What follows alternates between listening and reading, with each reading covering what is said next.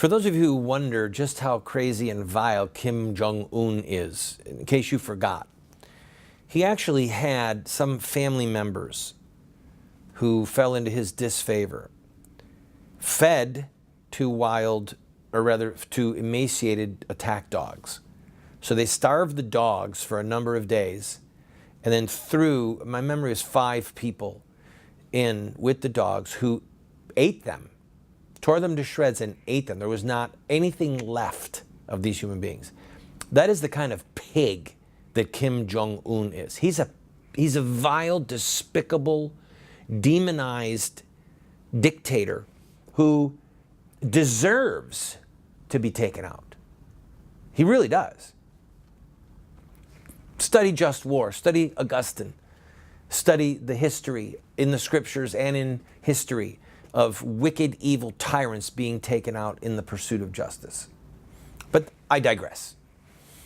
The question is, or has been asked, well, what if a nation allowed a film to be made, or a nation made a film about killing our president, or killing the leader of England? Well, first of all, they tried to, the Muslims tried to kill the elder Bush, George H.W. Bush.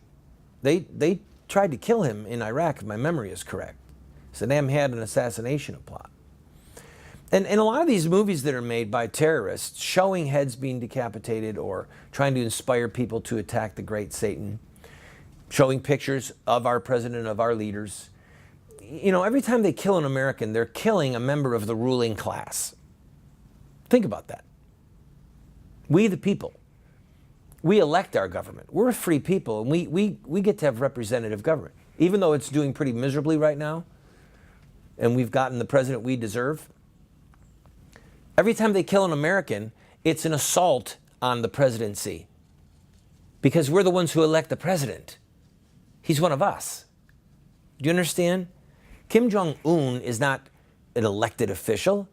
He came to power because he was the son of the former murderous dictator, and he has left a trail of blood everywhere he goes.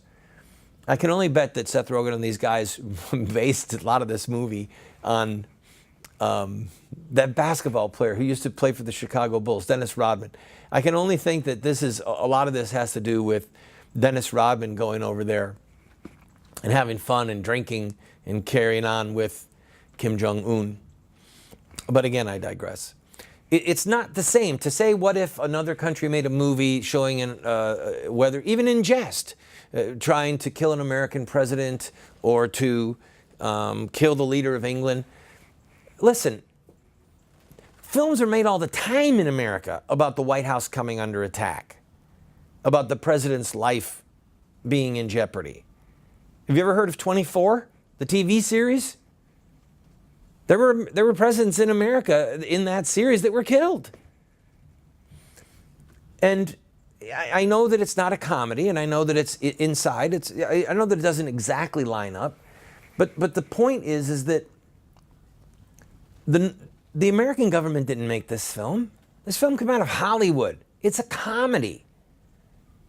I mean, it's a comedy. It just is. And from the previews that I saw, it looks to me like they're not going to take him out. I could be wrong. I'm going to leave this last thought for this segment.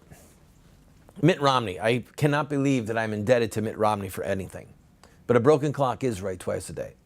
Mitt Romney came out and said, what Sony ought to do is to release it online, say for $5 a pop. I don't know if he put a number on it, but he might have said put it out there for free. The point is, if Sony wants to at least have a little bit of courage, they could put it online, tell everyone, here, for $5, download it, or we'll give it to you for free. We'll let you see. I mean, they've already gotten more free publicity than most movies in the history of the human race. I want you to think about that. As long as movies have been made, every once in a while a movie will come along and there'll be some press coverage over it, you know, like the one about Moses or the one about Noah. And man, this one is getting some serious press coverage. There are a lot of people that would pay $5 to watch it online just to see what all the fuss is about. And then they wouldn't be jeopardizing anybody's movie theater. That would be a way for them to have their cake and eat it too. I'm going to make one more comment about that when I come back, but I have to take a break. Be right back.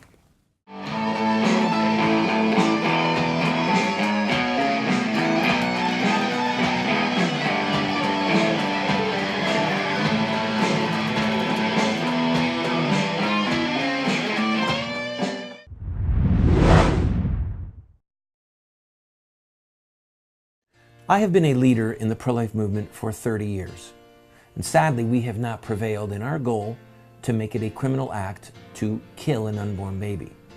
There's reasons why we have failed.